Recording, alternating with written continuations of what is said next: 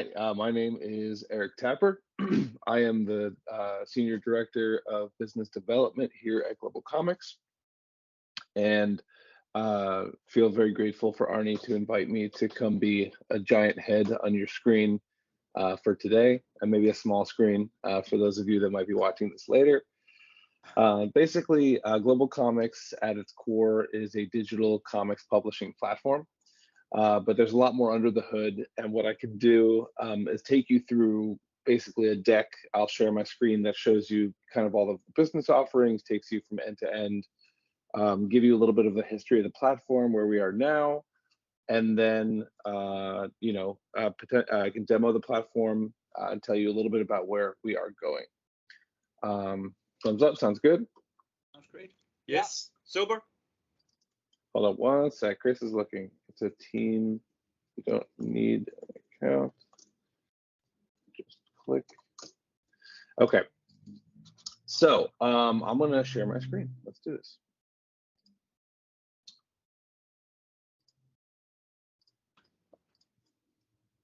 Are you having issues sharing it?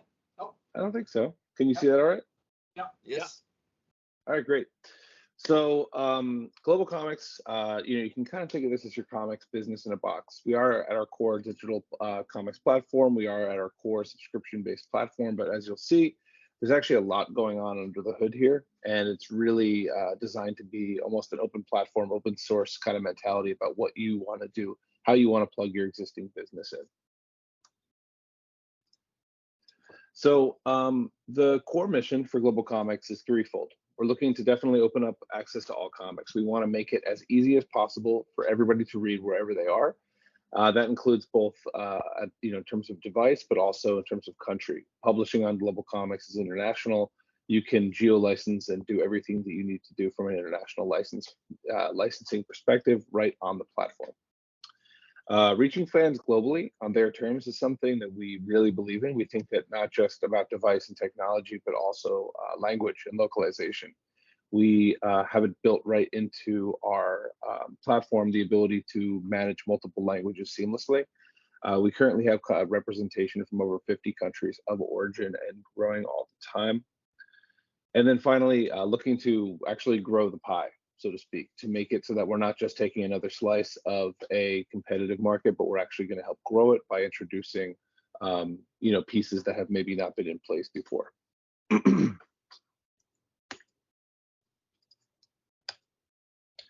So as I mentioned, the product itself is pretty straightforward. I mean, it's a digital publishing platform that has a very powerful suite of tools and marketing and analytics and promotional levers that you can pull, so that instead of just putting it up and saying, okay, let's see where this goes, you actually have a lot of power over how all of your monetization works, understanding your audience, all of that.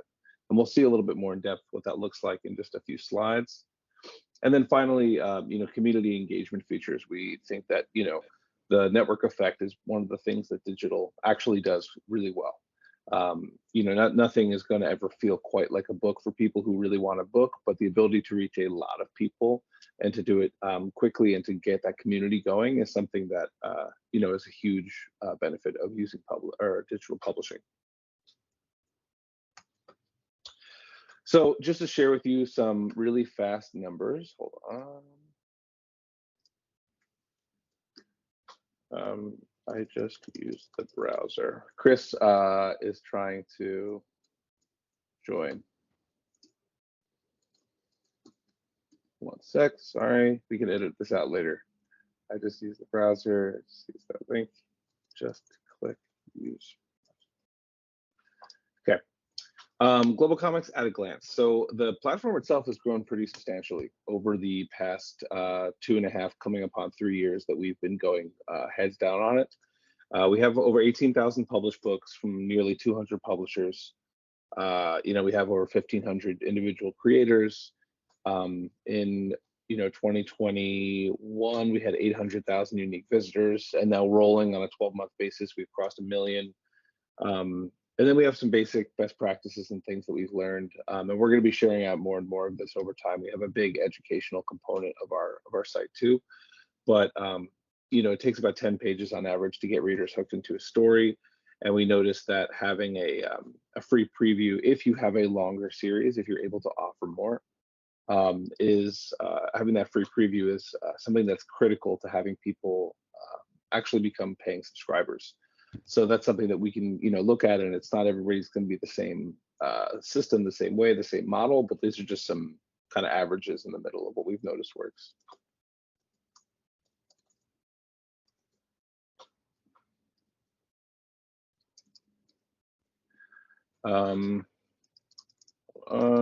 Sorry, trying to get Chris on here. He is getting a little confused here.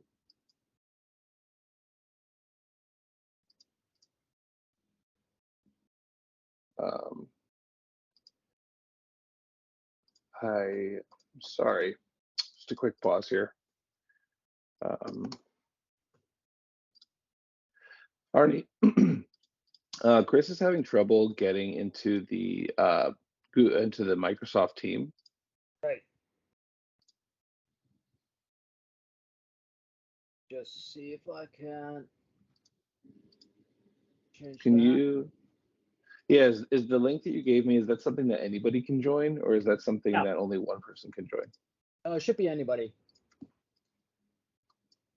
So I'm just gonna fix you over to my screen here really quick. There we go. Should be the same link, but I will send a direct link to Chris. Let's see.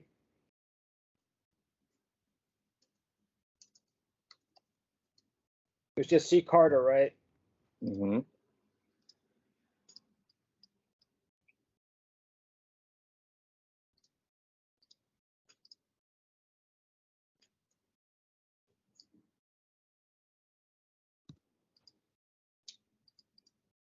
I think he may be able to hop in right now. There we go.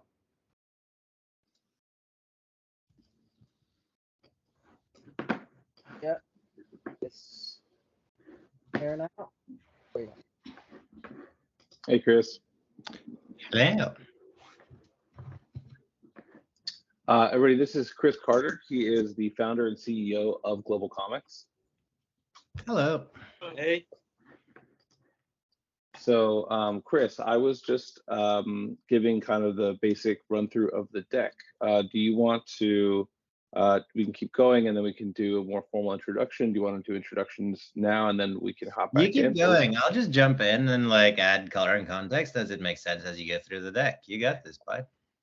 Sounds great. Okay, so back to these wonderful orange numbers. So we're talking about having a free preview. So that free preview model, it's a lot like having somebody walk into a store and pick up a book and flip through. They want to know what they're going to check out before they read. That's just what that means. And then we've just noticed that on average, and I think this number might have even grown a bit, but we've noticed about just under 5 minutes on average for a chapter.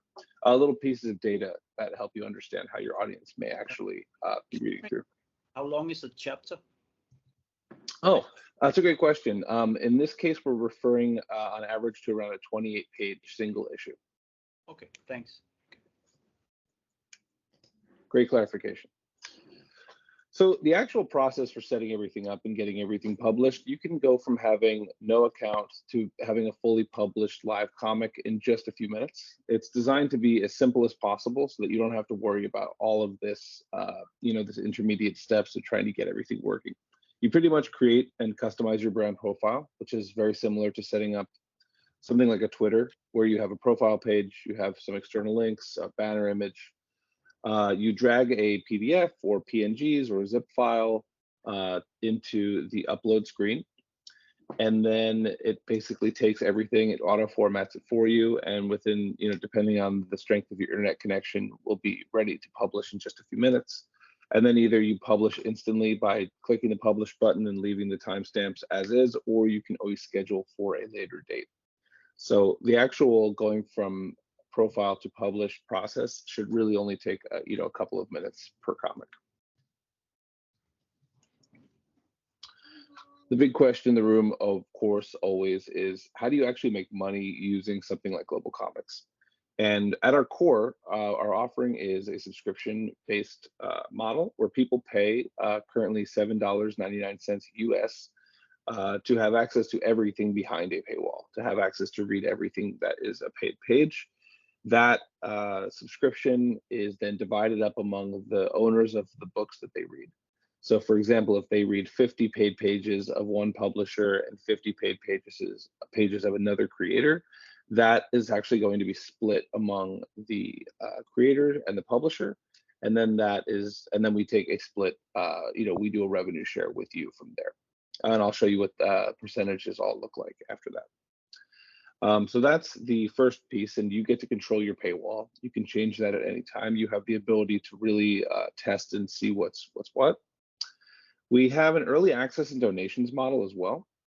And that is people can donate a minimum of $3 US or more to your page directly. You get a much bigger percentage of the revenue share.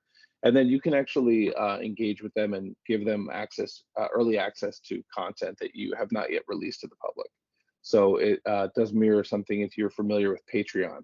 It has a certain, subscription support element to it like that. And then I'm proud to say that just at the end of last month, we launched digital download sales.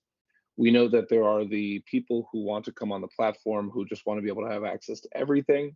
And then there are the people who use Gold as a way, the unlimited reading subscription to taste and preview. And then they actually want to buy the PDF themselves. There are just some customers that's what they prefer. So we've offered that. And that is a completely opt-in service. If that's something that you would ever like. And that service also comes with bundles. So you can, let's say you have 5 different books, you can offer all 5 PDFs, create a custom discount, run it on a custom timeline, everything like that.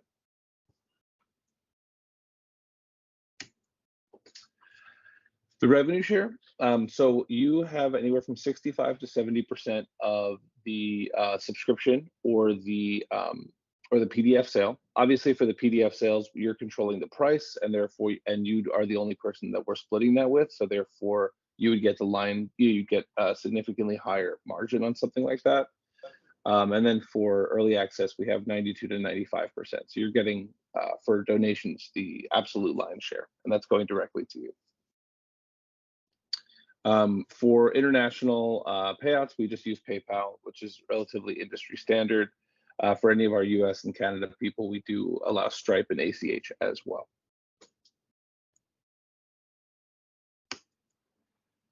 So this is where I think things get actually exciting, because we are a digital publishing platform, but I always describe it more like we are a layer of marketing that you can plug into your existing business. If you have a website that has print fulfillment, or you have somebody who's selling your print fulfillment or print products, you can actually connect that directly in the reading experience. So you can have your comic up, and then you can have a link directly to the page that sells your print comics, whether that's a Shopify, whether that's just your own WordPress. And then if you use crowdfunding, like a Kickstarter, like an Indiegogo, like a Zoop, etc., you can do something similar where you put your crowdfunding information. It shows up at the bottom of the call to action and a button, and people will be able to be driven directly from your comic into whatever campaign page that you are currently running. That also reflects in the discoverability on the site. So when people are in the browse section, they can actually look at what's crowdfunding now, and everything that has an active campaign gets flagged with a purple flag across the site that people can identify. So how we promote you. We've actually grown GlobalComix pretty organically.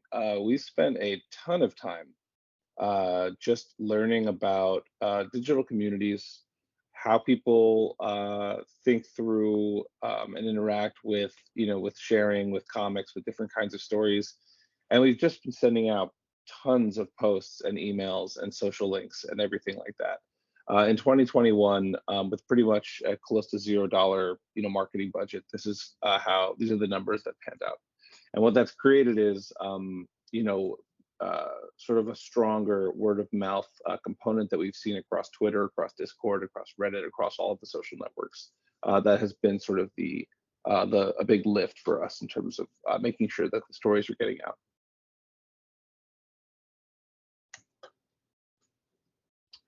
So how do we actually help you? So there's, in addition to just the baseline publishing tools and things like that, we do offer a very strong suite of analytics and data, and that has two parts to it. One is on the site, you get to see things like, how many people, of course, are reading through your comic, but also what is the unique reader moving from page to page? How is that drop off happening across your book? How many minutes on average are people spending on each page? And what you start to see with that information is, not just who is your audience, where are they coming from, how many are showing up, but what they're actually doing with your book. And that's something that doesn't really exist in most comics publishing, platforms at this point in time. Additionally, if you wanted to get very sophisticated with it, we do allow integration with Google Analytics too. So you can own all of the data that you would as if it was your own website. And that's something that, can be very powerful. We have a promo code generator, so you're able to generate all of your own sales, all of your own promotions, and run those as you see fit. And then finally, we have an education section where we're constantly publishing, what we're learning and what we, everything from evergreen to very topical and current news on what, best practices are in the digital publishing world.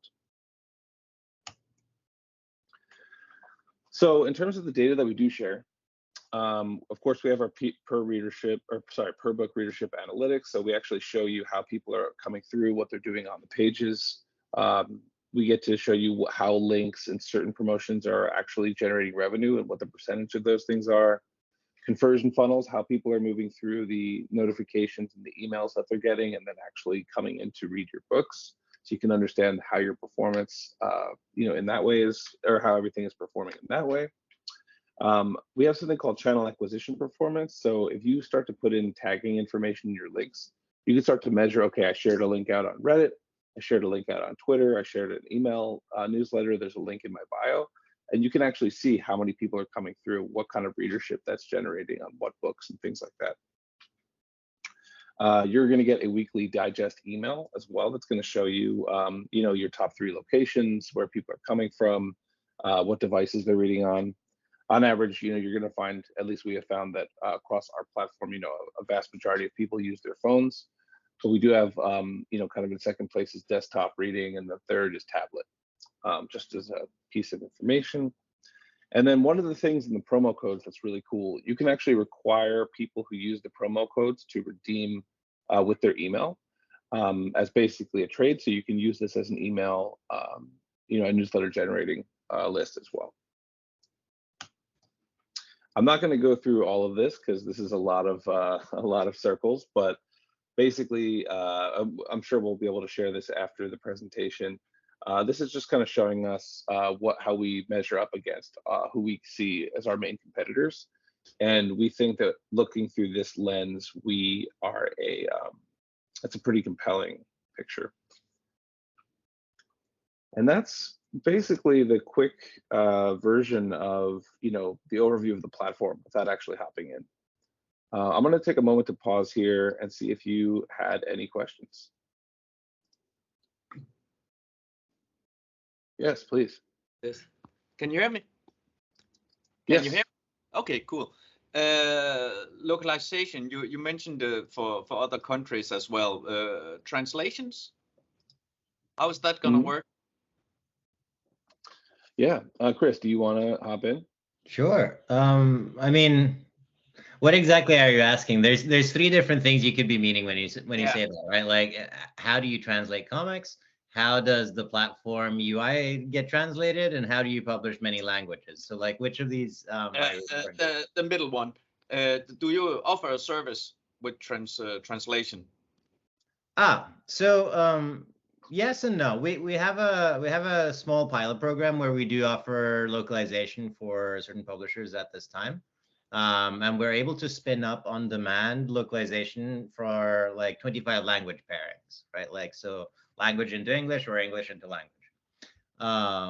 And the platform itself like the user interface, etc., is localizable, although we haven't put any effort really yet into making it localized in any other language than Spanish.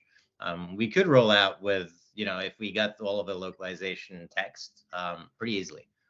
And I think like the real question is, how is localization going to work now versus in the future? Well, what we want to do is develop and build out the capabilities for localization to happen inside of the GlobalComix platform and ecosystem, so that we can connect creators and publishers with both professionals and freelance localizers that can take on the localization work of comics directly. And the way that that would happen is, you have your localization step where you have your text or whatever, and that's all kind of like localized and fit to the speech bubbles, etc. Then you have one of two options, right? Like one is generating a new PDF or a new book with all of the new text kind of like in line, where you replace that and then re-uploading it, right? So GlobalComix will let you publish in any amount of languages under the same series information. Like you don't need to create separate series just because you have like a Danish one, an English one, a Norwegian one, whatever that might be. And then, you just kind of upload and publish, and that's it. And it goes live, and folks can access and discover and read it using our language filters. So in your case, right, like if you have a lot of Danish books, they'd show up in the Danish section of GlobalComix already. And like when you go to our discovery section, is one of the first choices you'll kind of make is, as far as filters go, is which language do you want to read? Yeah, thank you. Absolutely. So I was thinking that, oh, sure. Yeah, it's as far as I heard, we got this most comics will be read on smartphones. What was it like? What, 70%? You said people are reading on the phones. I think 70 is about right. Chris, Yeah. is that? I think you might have like a more immediate number in mind. Yeah, It depends on where we promote, right? Like, if we promote 15 comic books on Reddit, then you're going to see like an 85% user base coming on phones because they're using Reddit on like their devices, right? Like the Reddit app. If we're promoting elsewhere on the internet, like on news sites, for example, somewhere between like 60 and 70% mobile-ish, 5 to 10% tablet, which is kind of like a desktop size. So it really kind of depends on where you promote and how you're getting people in, but on average, somewhere between 60 and 75%. Yeah, okay, because my question was actually that as far as I understood, you could upload PNGs, PDFs, and so forth, and then your platform will arrange it for reading. So in that case, for future work, will there be any guide for how to optimize for example, reading on a phone, image-wise? I understand you get your public cut and arrange, but comic books can have wild shots and full pages and so forth. Yeah, so there's kind of three answers to that too. When you upload, we take the source files that you upload, and we generate 4 different versions of it, like a desktop and laptop file size optimized one, a mobile file size optimized one, a thumbnail, and like the original, right? And so for reading on mobile, we'll generally serve you images that are somewhere between, half a megabyte to a megabyte, versus like desktop, you'll get in the 2.5 to 4 megabyte range. So we're optimizing the download speed and the performance side already. Then you have kind of 2 choices, right? Like, so you have the choice of making a comic that is digital first, these vertical scroll things that I'm sure you've seen on the internet. And the other is, kind of using this immersive reading experience tool that we have inside of the platform, that lets you define areas of interest on each page. So you can actually like outline and kind of say like, here's a panel, here's a panel, here's a panel, here's a panel, here's a big panel. And you can define those shapes on top of your image. And then for the reader or consumer that goes in to read that, it'll actually take them in a kind of like guided panel to panel experience, but just swiping and it goes like from panel and it zooms and pans and zooms and pans automatically for the reader, right? And that takes care of a lot of the pinching and swiping. I'm not going to sit here and say that it is perfect, but it definitely makes reading traditional comics on a mobile device a lot more pleasurable and elegant, especially if you're just kind of, like sitting on the couch and you're like in this motion here, right? Like going from one thing to the other. That sounds pretty cool. Just considering we don't know whether the reader is reading vertical or horizontal. Sorry, horizontal or vertical. But that sounds cool. Well, I can also show you a little bit about, like what the different, as a reader, you have a pretty customizable piece. And if I remember correctly, I think Arnie actually introduced us and connected us to Patrick Cornelis. And he has this book called Walden that's awesome, high fantasy. And what you can actually do, can you see this Walden screen okay? Yeah. Yep. So up here, you can actually, decide if you want to have a single page layout, a double page layout, or it'll automatically format to have that vertical scroll. I'm gonna just stack the PDFs accordingly. And depending on the size of the window that I drag to, it's going to actually adjust what's happening, in the reading experience. So it's gonna it's gonna mirror a mobile if I get it small enough, or it's gonna mirror a tablet if I'm in the middle. But for this, I'm in desktop reading mode. I click double page reader. And I'm going to show you what that looks like. So right now it's a single page comic cover, but as you go through, you can also have optimized for desktop as well. And one of the things that we think is cool is this particular page here that is actually two separate PDFs, but the double page reader brings it back together as a single image. I think as Patrick and his artists, must have originally made it. So you have everything from mobile, customizable, immersive reading experience like Chris described, all the way up through having this double page reading experience if you want to have that widespread look, just like you were talking about.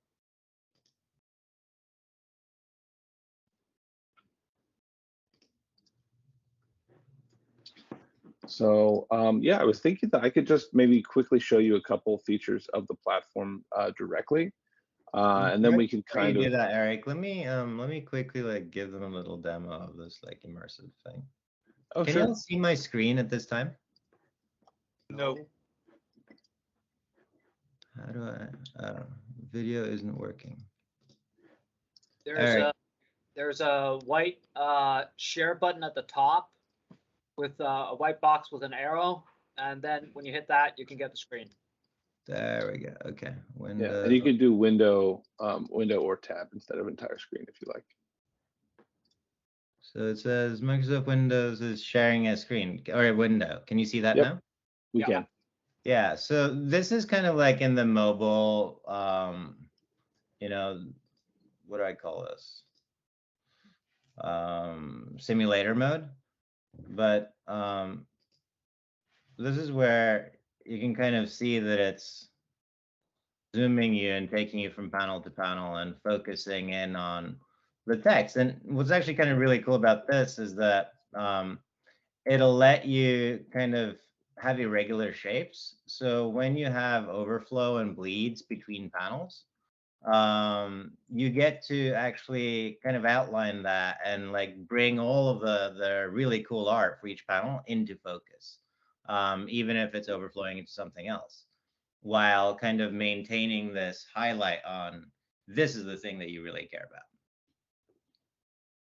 So just wanted to show that off since we were talking about it. And how do you set that up? Oh, it's actually pretty simple. So if I go into the editor mode here, and zoom in a little bit, you can see that we've defined these frame shapes that are overlaying the different panels. And you can create a frame by just kind of pressing F and overlaying a frame like this. And then you can add points to it. So you can start playing with where is the outline for the individual frames and pages. And you just kind of wrap this around your panels, and that's that. Once you've done that, you're good to go.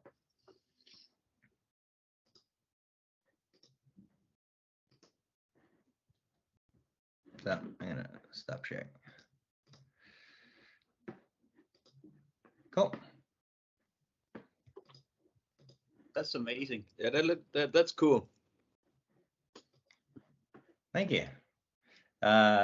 We consider that to be in the prototype stage at this time. We've got some work to do to make it faster to set up, but the net result for like readers is like really cool, right? Like you don't need to pinch and zoom when you're reading traditional comics on your phone, which is really, really helpful.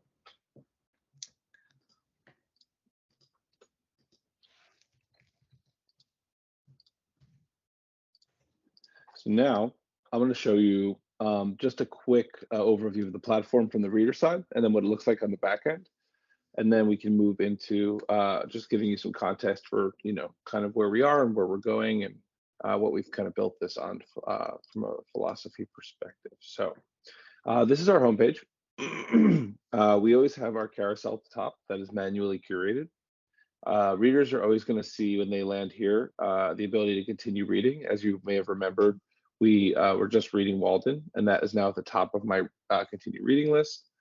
And then, following is a huge part of what happens on our platform. When you follow, unlike a lot of other platforms, you actually get to follow the creator or the publisher themselves instead of the story. So every time you have a new release, you're going to be notified that that publisher creator, is going to or has a new release available with the ability to click both through email and on platform. I follow a lot of people on GlobalComix, but these are 6 selected stories from different people that I already follow.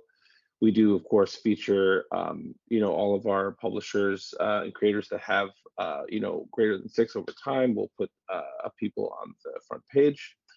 And then, of course, we have more of an algorithmic thing as well. We have popular last week. We have suggestions based on, what you've been reading. And what this basically is showing is that we focus a lot on discoverability. We try to give you a really nice mix of things that we have maybe personally chosen as a category or some kind of relevant topic, alongside what the algorithm thinks that you actually are going to like based on what you've read already. Of course, we like to share what's been popular as well. And there's some really, really amazing stuff here. Of course, now on GlobalComix is things that are going to be like brand new, et cetera, et cetera. And you can go down this list and kind of, see, and we're always changing it and updating it and, trying to play with the, with it to make it fresh and exciting for whoever's coming by. If you wanted to go into more of a browsing mode, of course, this is a way to basically use all of the filters. As we talked about earlier, we have our crowdfunding filter here. If we click here, we'll see that there's actively crowdfunding comics here. And let's say I'm a reader and I want to, oops, sorry, it's a little brutal. If we go to here at the bottom of the page, we'll see that they're raising money for this Kickstarter. This is what we were talking about earlier with crowdfunding support. If you were interested, if we click this, it takes us right to the Kickstarter page. And then, of course, down here are going to be your recommendations. So we're trying to basically surface recommendations, relevant things, creator selected, pieces that they want to focus on too throughout both the reading experience and the browsing experience. In downloads, this is where creators can go and actually, this is where you're going to find your PDF sales versus your sort of subscription reading.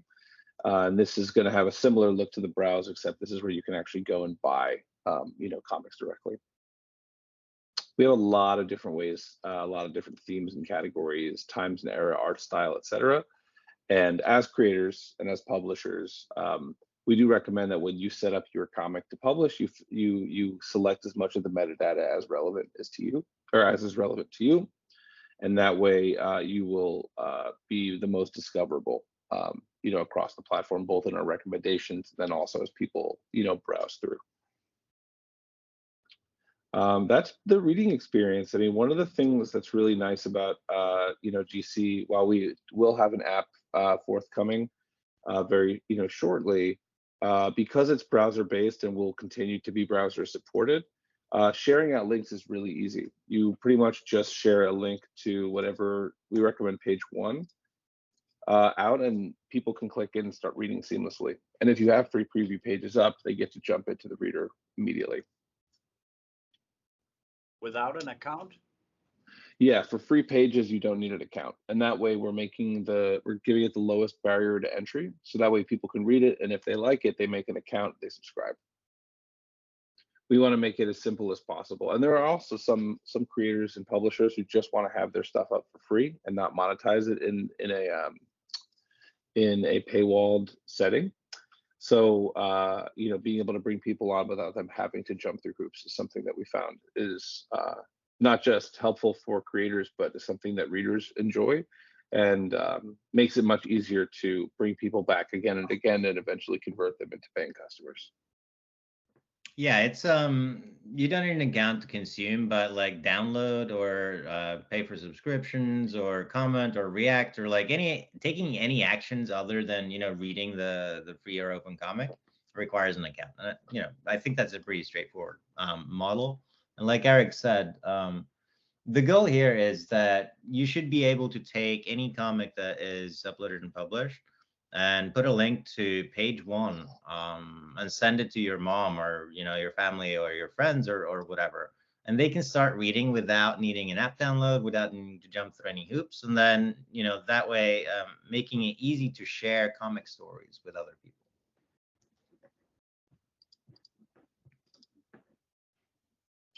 So then that's the creator side, or sorry, the reader side. That's all pretty straightforward. It's a way for people to just access comics as easily as possible. On the publishing side, so this is my test publisher page. I don't have anything currently published, but if I go into settings, this is what you're going to see on the back end. And we won't necessarily touch on everything. I have a fair amount of demos on YouTube that kind of walk through the all the individual pieces. But if we just go more categorically, of course, this is where you can go and you can insert your Google Analytics tracking ID, put your social media information, and update your bio, your country, your time zone, all the basic setting things like that. Here is where you'll be able to create your promo codes. I have a video for that online. We sort of were playing around one day, and Chris built this thing that shows you if it finds if your comic is being shared on Reddit. Of course, a GlobalComix link, but you'll be able to know if people are starting to share your stuff there. This is also where you're going to start setting your PDF download sales. This is where you manage all of your revenue, which is both your payout settings and also claiming payouts. This is billing, so if you have any subscriptions with us, this is where you're going to manage that. And then finally, your team management. So if you guys work with if you have an assistant or you have a team who helps you manage your online publishing, this is where you can go. You can give people different roles, and then you can actually define the permissions for that role. So if you have a manager or an agent who wants to be able to run promotions, but you don't necessarily want them to have access to all of the data or analytics, that's something, for example, that you could do for them. Yeah, and another really, really important use case is it means you can have content managers that upload and publish and deal with your comics, and you can leave the finance stuff locked away for very restricted folks. If I had a comic published, this is where we would go and see the analytics. I wonder if my internet's a little slow right now, but right now you're not going to see any information because there's nothing there to read. But this is going to be your dashboard. This is going to be your page reads, releases, revenue, and all of your funnel analytics as well. You can open up Art Crumbs as a demo here, Eric. Okay, cool. So Art Crumbs does not monetize their work, so you're not going to see any revenue on their side. But they, our staff, and they are given us permission to share their analytics as part of our demos. So you will see, let's see. They do get some donations, however, which is kind of cool. Oh, yeah. That is nice. Which, should we show Godsbane? Yeah. And we'll do 6 months. Cool. All right, so this is actually a preview that Art Crumbs put up. It's a 7-page preview of their upcoming work that they're going to publish called Godsbane. And this is actually one of my favorite graphs to share because it doesn't just show you your top line readership numbers on a given date, but in a 6-month time period, we're actually seeing our top line numbers represented as they read through the pages. So this blue line, these blue bars are showing you unique readers and the natural drop off from page to page. So 155 people of 344 that landed actually finished. As a percentage, that's actually pretty significant. It is a shorter piece of work and it is free, but generally speaking, from end to end, if you have that kind of retention, you're doing, very well. And then you can also see here the average page read time. So this is a smaller set of pages, but generally speaking, we've had some interesting use cases. We have a publisher out in the UK who noticed once that their time on page went really high on one of their pages, and then their readership crashed on the next page. And when we were looking through that, what we found was that there was about 6 or 8 stacked frames that didn't have very much motion being depicted, and then just a wall of text. And what we saw from the data was that readers spent enough time and maybe got tired, maybe they left after, maybe they felt like they weren't really into the book anymore. And there's a lot of these test cases that have shown up where, we start to see discrepancies in how it plays out. If there's maybe certain pages that would perform better in a marketing campaign, things like that. Really, it gets as creative as you want to make it. And then below are the acquisition sources that we were talking about. So if you put tagged information in your link, you can actually understand which link is going to perform, or which links are performing which way. So, we see everything from Twitter to YouTube to Reddit, and how people are coming in and reading it. So if you share out 5 links, you'll be able to understand, okay, great. So my tweets are performing really well, but nobody's coming through my YouTube channel, or, insert, anything else in there that you might be doing. And the same goes for advertising, right? Like, so you can run a Facebook campaign, and you can, target some specific, small audience that fits for your specific book.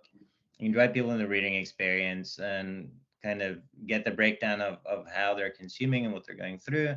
And then you also naturally get the conversion for if they convert to like the paid subscription, or if they're buying the books directly, right? Because all of the acquisition information that they came in the first place, which helps you be much more smart and much more sophisticated when you're running marketing and advertising campaigns for your own brand, your books, your next chapter, whatever that might be. So that's a quick look under the hood. I think that probably, like I said, I have a lot of demos online that we can share out that kind of take you through a much more granular walkthrough of everything. But I'll pause here also if you have any questions that have come up before we hop into sort of the last section. Maybe how about IP ownership? Do you own your stuff. It's a very similar model to YouTube. You own your stuff. The only thing that you give us, you grant us a license to, is to use small pieces of your work as part of our marketing and promotion, right? Like when you upload and you publish, we should be able to use whatever's on our platform to say, hey, this platform is great, or hey, you should come read this book, or run a campaign. Other than that, you retain all ownership. We don't take any ownership. We just have the right to use it in that context. When you delete, and you can delete whenever you want, it's gone, and that's it. Like it's very straightforward. It functions in the same way as most of these self-publishing terms of service platforms.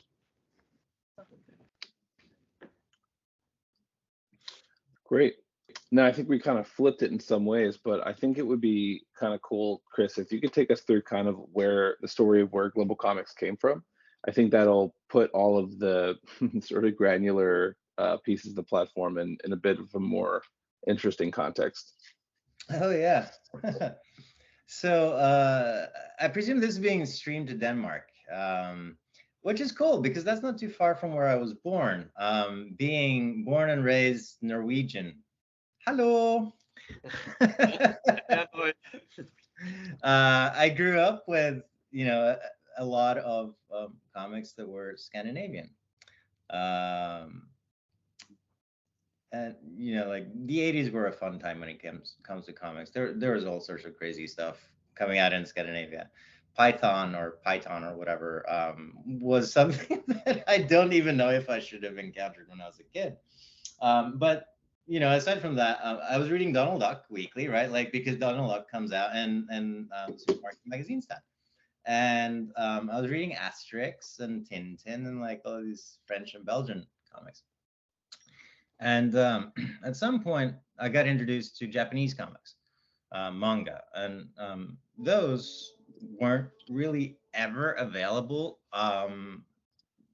internationally to the same volume or to the same chapter number as they were available in Japan at the time. Like, this is back in 2004, 2005, etc.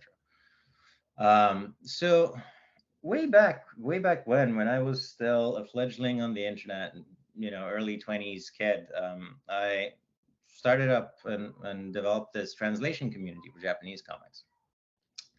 And we got thousands of translators that came in and were like, oh yeah, we like this is great. So then we built them a platform for sharing their work, and that inadvertently became, at the time, one of the biggest piracy websites for Japanese comics.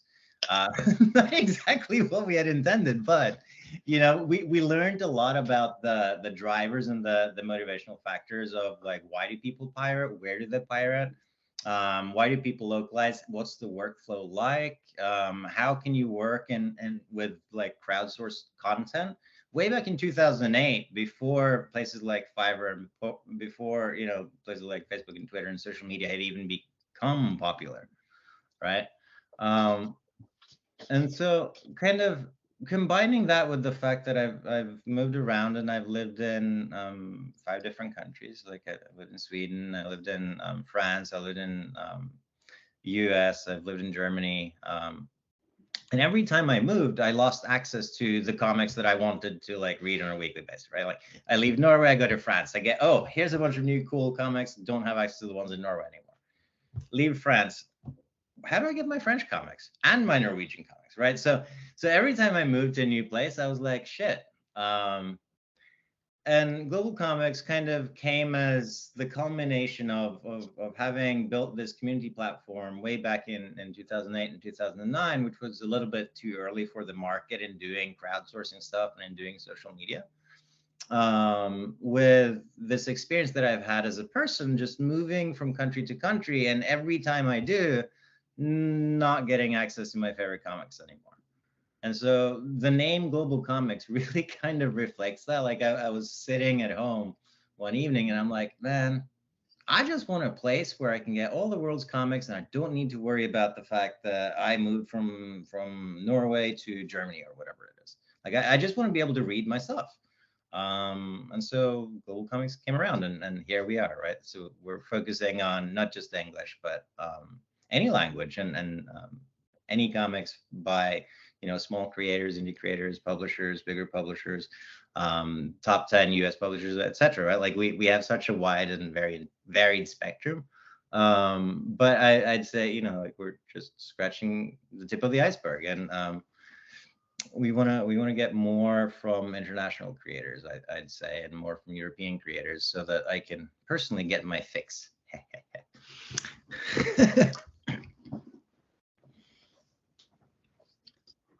And in terms of where we've come from, I think at this point, we've spent since we received our first round of angel funding back, sort of kicked off January 1st, 2020. We have been spending most of our time as a platform focusing on building up the creator and publisher base, and really making the library something full and something that we think readers would really find compelling as a place to come and spend their time. And as we're now sort of steering the ship into reader territory, we're kicking off our app development. We're really going to be focusing a huge amount of our effort on making sure that our reader acquisition efforts, or our reader acquisition, is the priority.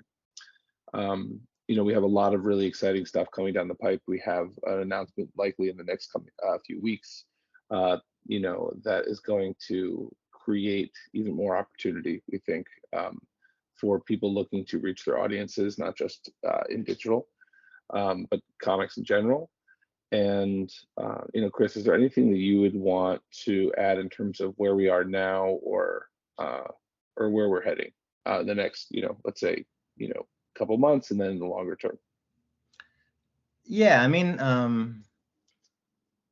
there's kind of two levels that I want to talk about here, right? Like there's the comics as a business opportunity for independent creators.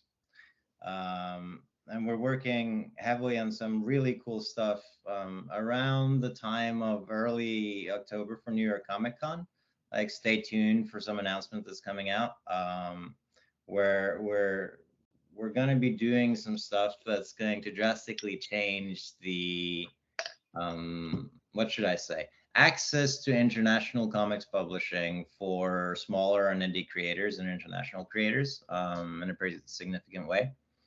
And then separately from that, I'd say, like around the end of Q4, start of Q1, where we're getting our phone and tablet apps out live. There's going to be a very big and significant push into the reader base at that time, where if you have content that or comics that you're ready to publish or that you've already created, I would recommend kind of like getting in before that happens, so that you're there to be featured and like be prominent as the hordes of people come in. And I say hordes of people with no kind of like I'm not making that up, because one of the things that launching the app for us will do is it gives us very specific and focused places to use paid advertising to drive folks into the experience in the first place. Whereas doing that on a web-based service with like Google Ads or Facebook Ads or whatever isn't quite as high ROI as in an app store, for example.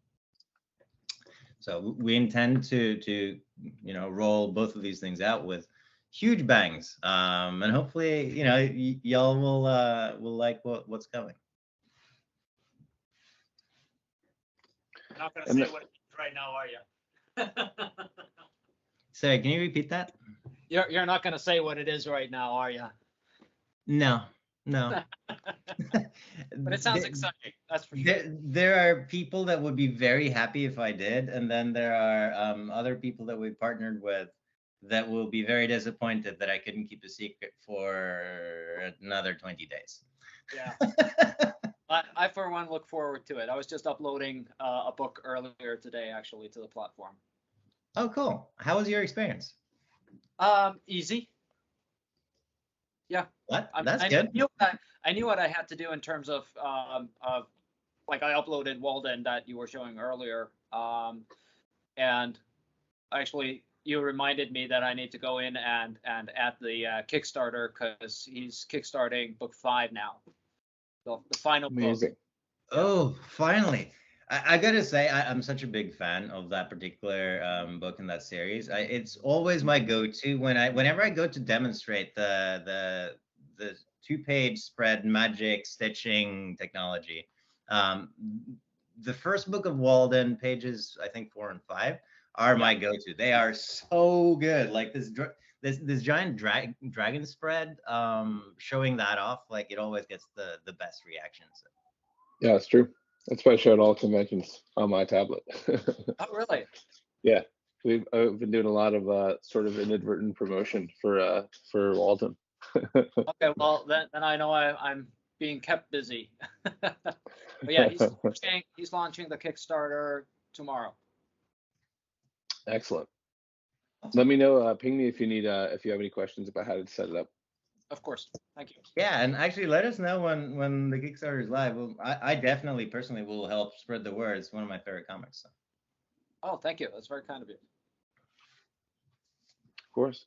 Well, I think now at this point, we can just, if there's any other questions that y'all have, we'd be happy to dig in. I don't know if No pressure, of course. questions. Oh, okay. Well, if not, we know where to reach you, and as I said, I've been playing around with the platform. I know these guys, and they're amazing illustrators. So let's see what they can figure out with the platform. Amazing. The The one Looks thing very I'll add aesthetic. on, Yeah. I'm impressed. I was They gonna say the also one work in thing. mobile games. Oh, excellent, excellent. He does anyway. Looks really, I was really. just go. Sorry, the delay is funny. What were you saying? It looks nice. It looks like a really nice platform you guys built. Thank you.